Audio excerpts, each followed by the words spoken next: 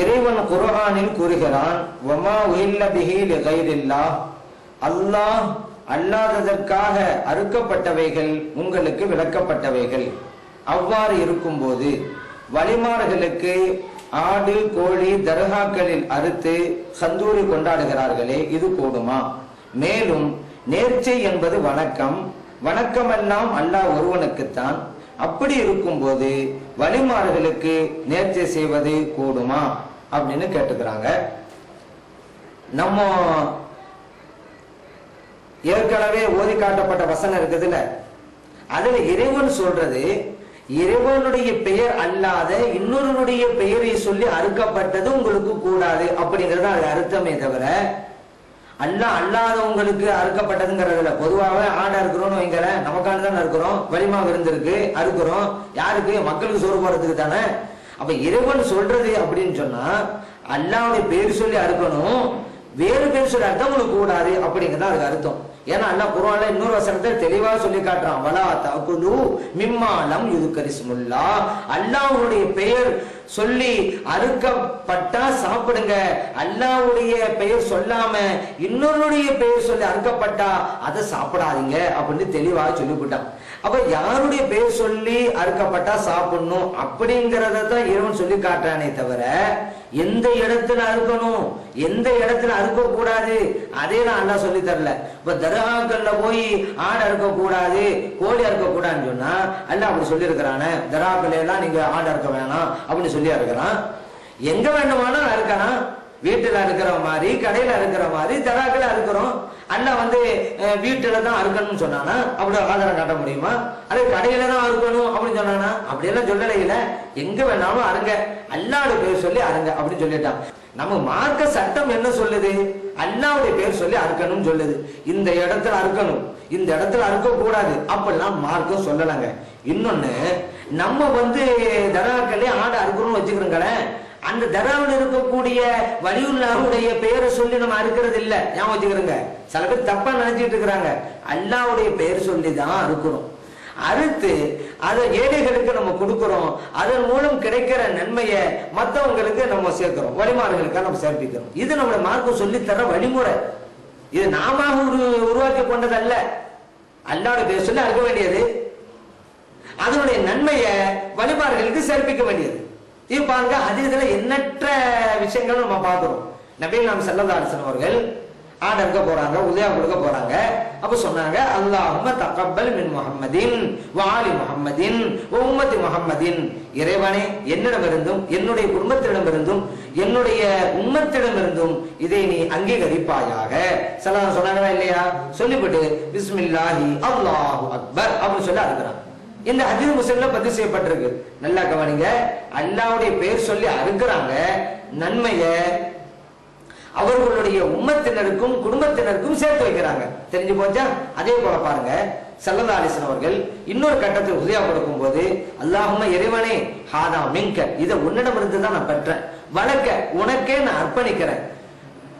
மின் உம்மத்தி முஹம்மதின் ஸல்லல்லாஹு அலைஹி வஸல்லம், அது எனக்காக வேண்டியும் என்னுடைய உம்மத்தினருக்காக வேண்டியும் இதை நான் கொடுக்கிறேன் அப்படிங்கிறாங்க ஸல்லல்லாஹு அலைஹி வஸல்லம் அவர்கள். இந்த ஹதீஸ் அஹ்மதில் பதிவு செய்யப்பட்டிருக்கு, அபூதாவுல பதிவு செய்யப்பட்டிருக்கு, இப்னு மாஜால பதிவு செய்யப்பட்டிருக்கு. அல்லாஹ்வுடைய பேர் சொல்லி அறுக்கிறாங்க, அதோட நன்மையை அவர்களுடைய உம்மத்தினருக்கு சேர்த்து வைக்கிறார்கள். இன்னொரு கட்டத்தில் நபிகள் நாயகம் ஸல்லல்லாஹு அலைஹி வஸல்லம் அவர்கள் உதவியா கொடுக்கறாங்க. அப்ப சொல்றாங்க, அல்லாஹும்ம இறைவனே ஹாதா அன்னி, இதை நான் எனக்காக கொடுக்கிறேன், வ அம்மன் லம் யுலஹி மின் உம்மதி, என்னுடைய உம்மத்தில யாரெல்லாம் உதவியா கொடுக்க முடியாத நிலையில் இருக்கிறார்களோ அவர்களுக்காகவும் கொடுக்கிறேன். இந்த ஹதீஸ் அபூதால பதிவு செய்யப்பட்டிருக்கு, திருமிதியிலும் பதிவு செய்யப்பட்டிருக்கு, அஹ்மதிலும் பதிவு செய்யப்பட்டிருக்கு. இப்ப பாருங்க, ஸல்லல்லாஹு அலைஹி வஸல்லம் பிஸ்மில்லாஹ் அல்லாஹ் அக்பர் அறுக்கறாங்க, அந்த நன்மையை உதவியா கொடுக்க முடியாதவர்களுக்கெல்லாம் அனுப்பி வைக்கிறார்கள். எவ்வளவு தெளிவா இருக்குது. அலி ரலியல்லாஹு அன்ஹு 2 ஆடு அறுக்கிறாங்க. அவங்கள்ட்ட கேட்கிறாங்க மற்ற சஹாபாக்கள், என்ன நீங்க என்ன 2 ஆடு அறுக்கிறீங்க, எல்லாம் ஒண்ணு தானே அறுத்துக்கிட்டு இருக்கிறாங்க. அதுக்கு அவங்க சொன்னாங்க, ஒண்ணு எனக்காக அறுக்கிறேன், இன்னொன்னு ரசூல் ஸல்லல்லாஹு அலைஹி வஸல்லம் அவர்களுக்காக அறுக்கிறேன். காரணத்தை சொல்றாங்க, இன்ன ரசூலுல்லாஹி ஸல்லல்லாஹு அலைஹி வஸல்லம் அவுசானி அன் உதஹியா அன்ஹு, அல்லாஹ்வுடைய திருத்தூதர் ஸல்லல்லாஹு அலைஹி வஸல்லம் அவர்கள் அவர்களுக்காக உதஹியா கொடுக்க வேண்டும் என்று என்ன வசியத்து செஞ்சுட்டு போயிருக்கிறாங்க, அதற்காக அவங்களுக்காக ஒண்ணு கொடுக்கிறேன். இந்த ஹதீஸ் அபூ தாவூதுல பதிவு செய்யப்பட்டிருக்கு, திருமதியிலும் பதிவு செய்யப்பட்டிருக்கு.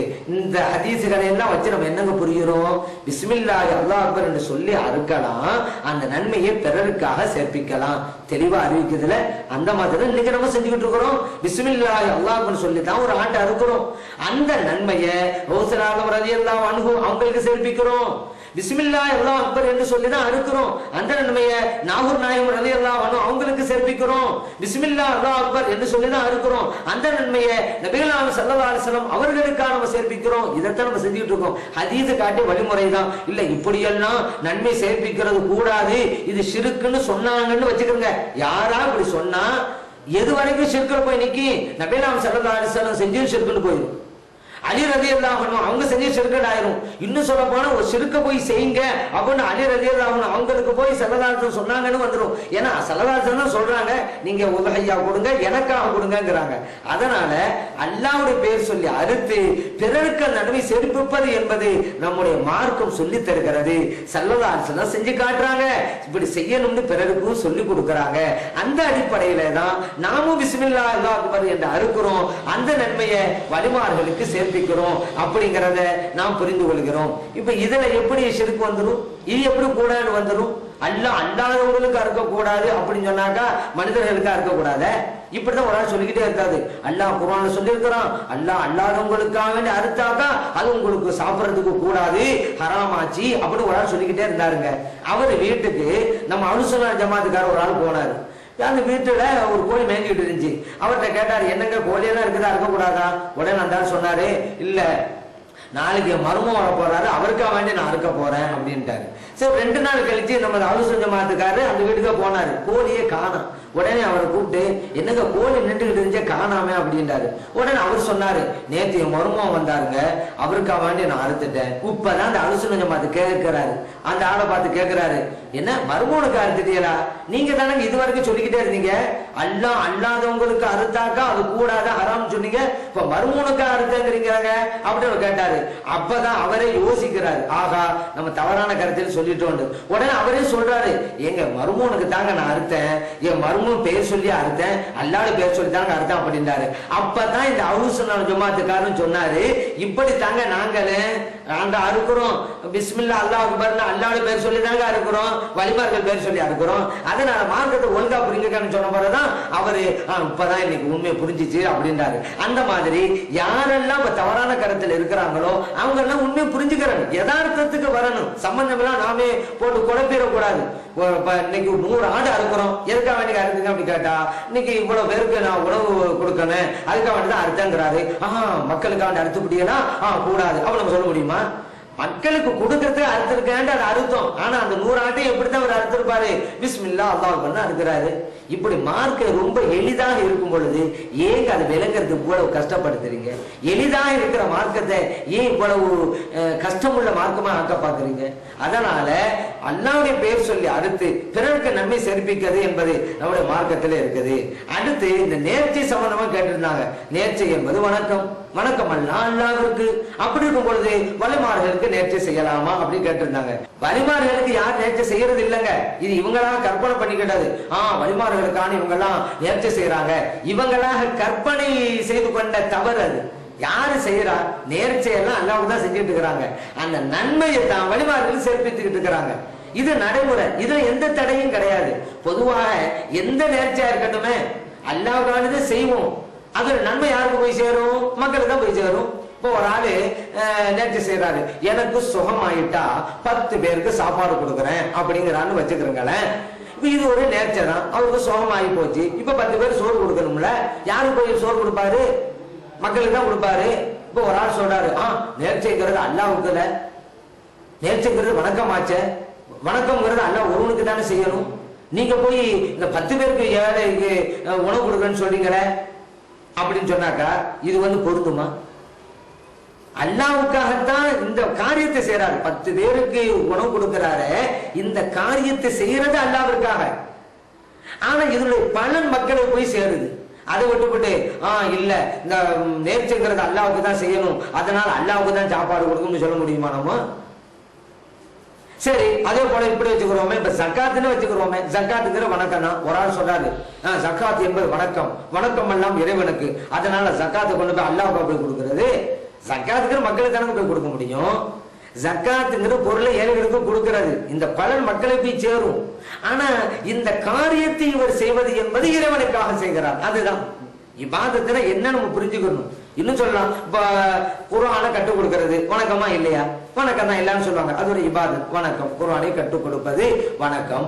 வணக்கம் எல்லாம் இறைவனுக்கு, அதனால குர்ஆன் இறைவனுக்கு போய் குர்ஆனை கற்றுக் கொடுக்கணும்னு சொல்லுவோமே, எவ்வளவு பெரிய அபத்தம் இது.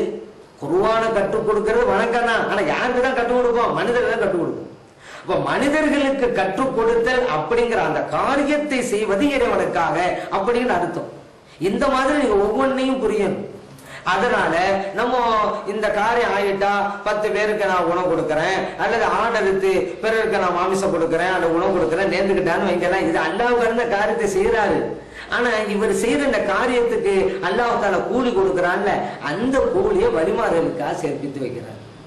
அதனால வழிமார்களுக்காக அந்த நேர்ச்சை செய்யல, அல்லாஹ்வுக்காக தான் செய்யறாரு. இந்த நேர்ச்சையின் மூலம் கிடைக்கிற நன்மையை வழிமார்களுக்கு சேர்ப்பிக்கிறார். இதுல என்ன தவறு இருக்குது? எந்த ஒரு வணக்கமாக இருந்தாலும் அல்லாஹ்வுக்கு நம்ம செஞ்சாலும் கூட அதோடைய பலன் மற்றவர்களுக்கு போய் சேருதா இல்லையா? ஜகாத் கொடுக்கிறது, குர்ஆனை கற்றுக் கொடுக்கிறது, 10 பேருக்கு உணவு கொடுக்கறேன் அப்படி ஒரு ஆளு சொல்றது எல்லாம் மக்களுக்கு தான் போய் சேருது பலன். ஆனா அதனுடைய நோக்கம் என்ன? அல்லாஹ்வுக்காக செய்வதுங்கிறது. இந்த அமைப்பை நம்ம சிந்திச்சு பார்த்துட்டா எந்த பிரச்சனையுமே கிடையாது. நதிர் என்பது வணக்கம் தான், வணக்கம் அல்லாஹ்வுக்கு தான். இதுல இருவேறு கருத்துக்கு இடம் இல்லை.